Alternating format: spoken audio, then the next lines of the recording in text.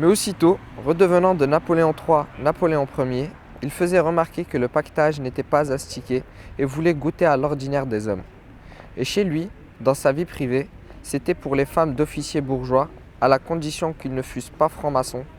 qu'il faisait servir non seulement une vaisselle de Sèvres bleu de roi, digne d'un ambassadeur, donnée à son père par Napoléon et qui paraissait plus précieuse encore dans la maison provinciale qu'il habitait sur le Mail, comme ces porcelaines rares que les touristes admirent, avec plus de plaisir que l'armoire rustique d'un vieux manoir aménagé en ferme achalandée et prospère.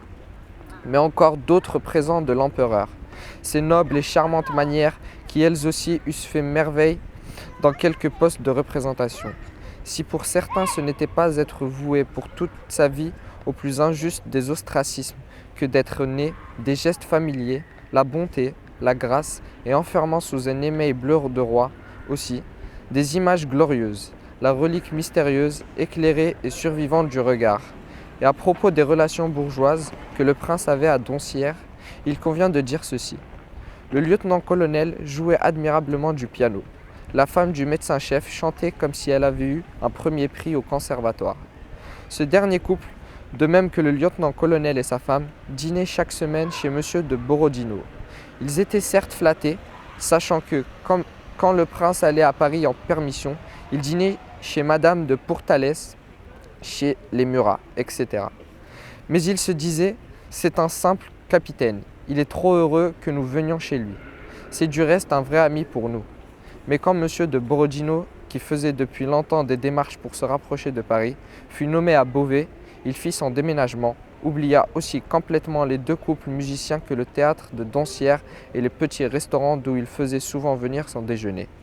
Et à leur grande indignation, ni le lieutenant-colonel, ni le médecin-chef, qui avaient si souvent dîné chez lui, ne reçurent plus de toute leur vie de ses nouvelles.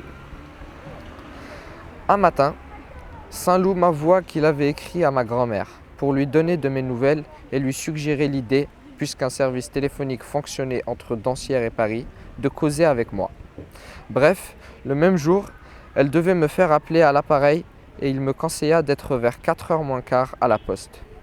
Le téléphone n'était pas encore à cette époque d'un usage aussi courant qu'aujourd'hui.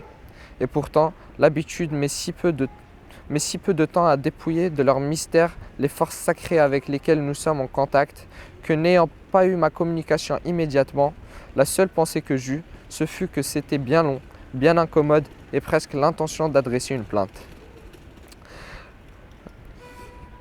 Comme nous tous maintenant, je ne trouvais pas assez rapide à mon gré, dans ces brusques changements, l'admirable féerie à laquelle quelques instants suffisent pour qu'apparaisse près de nous, invisible mais présent, l'être à qui nous voulions parler et qui, restant à sa table, dans la ville qu'il habite, pour ma grand-mère c'était Paris, sous un ciel différent du nôtre, par un temps qui n'est pas forcément le même, au milieu de circonstances et de préoccupations que nous ignorons et que cet être va nous dire, se trouve tout à coup transporté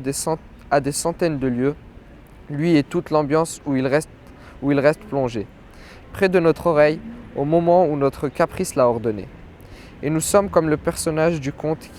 à qui une magicienne, sur le souhait qu'il en exprime, fait apparaître d'une clarté surnaturelle sa grand-mère ou sa fiancée en train de feuilleter un livre, de verser des larmes, de cueillir des fleurs tout près du spectateur et pourtant très loin, à l'endroit même où elle se trouve réellement. Nous n'avons pour que ce miracle s'accomplisse qu'à approcher nos lèvres de la planchette magique et à appeler, quelquefois un peu trop longtemps, je le veux bien, les vierges vigilantes dont nous entendons chaque jour la voix sans jamais connaître le visage, et qui sont nos anges gardiens dans les ténèbres vertigineuses dont elles surveillent jalousement les portes, les toutes puissantes par qui les absents surgissent à notre côté, sans qu'il soit permis de les apercevoir, les Danaïdes de l'invisible, qui sans cesse vides, remplissent, se transmettent les urnes des sons, les ironiques furies qui, au moment